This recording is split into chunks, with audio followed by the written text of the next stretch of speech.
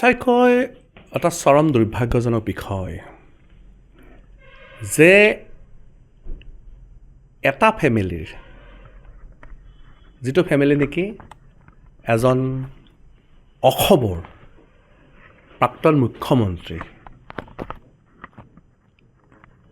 এবাৰৰো নহয় 3 বাৰৰ মুখ্যমন্ত্ৰী সেই মুখ্যমন্ত্ৰী এজনৰ তেওঁৰ ল'ৰাৰ ফেমিলিত তেওঁৰ নিজৰ ল'ৰাৰ ফেমিলিত 4জন সদস্য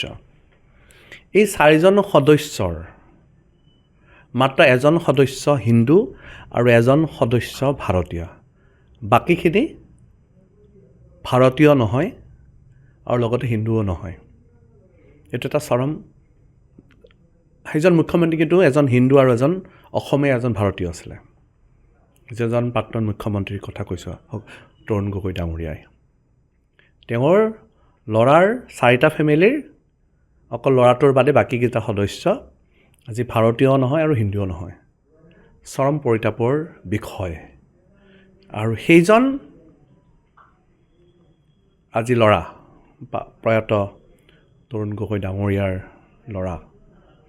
গৌৰৱ গগৈ ডাঙৰীয়া এতিয়া বৰ্তমান অসম কংগ্ৰেছৰ সভাপতিৰ পদত অধিষ্ঠিত হৈ আছে এটা ৰাজনৈতিক দলৰ আজি সভাপতি পদত অধিষ্ঠিত হৈ আছে আৰু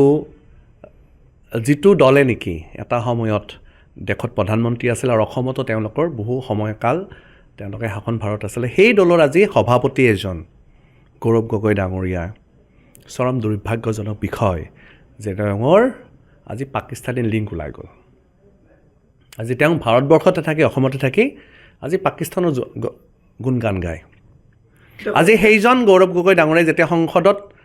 মাতে পাকিস্তানত গৌৰৱ গগৈ ডাঙৰীয়াৰ কাৰণে জয়গান দিয়া হয় ইয়াৰ অৰ্থ কি যে সেইজন গৌৰৱ গগৈ ডাঙৰীয়াই ভাৰতবৰ্ষৰ কাম কৰা নাই এতিয়া অসমবাসীৰ ৰাইজৰ কাম কৰা নাই তেওঁ পাকিস্তানৰ এজেণ্ট হিচাপে কাম কৰিছে আৰু সেইটো এটা চৰম দুৰ্ভাগ্যজনক বিষয় আৰু ইতিমধ্যে প্ৰমাণ হ'ল যে তেওঁ ইতিমধ্যে পাকিস্তানত গৈছে পাকিস্তানত থাকি আহিছে পাকিস্তানত বহুদিন থাকি আহিছে আৰু পাকিস্তানত তেওঁ বহুবাৰ যোৱা এটা ৰেকৰ্ড ইতিমধ্যে পোৱা গ'ল আৰু এইটো এটা চৰম দুৰ্ভাগ্যজনক বিষয় আৰু সেইটো কাৰণে আমি আহ্বান জনাইছোঁ যে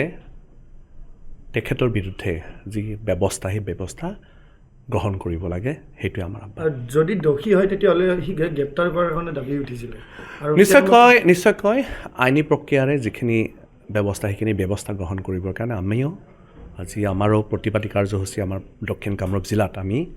ভাৰতীয় জনতা পাৰ্টীৰ প্ৰত্যেকজন কাৰ্যকৰ্তাই কৈছোঁ তাত আমাৰ জেনেৰেল যি আমাৰ জনতা আছে সেই জনতাসকলে সহযোগিতা কৰিছে সকলোৰে এটা আহ্বান যে ভাৰতবৰ্ষৰ বিৰুদ্ধে থকা এজন ব্যক্তি যি আজি পাকিস্তানে বিভিন্ন ধৰণে ভাৰতবৰ্ষক তছনছ কৰাৰ কাৰণে ষড়যন্ত্ৰ কৰে সেই পাকিস্তানৰ যদি লিংকত এজন ব্যক্তি থাকে ডেটটো এজন প্ৰেছিডেণ্ট এটা দলৰ সেনেকুৱা ব্যক্তিৰ ওপৰত শীঘ্ৰে ব্যৱস্থা গ্ৰহণ কৰাটো অত্যন্ত প্ৰয়োজনীয় যিকোনো খবৰৰ বাবে যোগাযোগ কৰক আমাৰ এই নম্বৰত 9181 307 221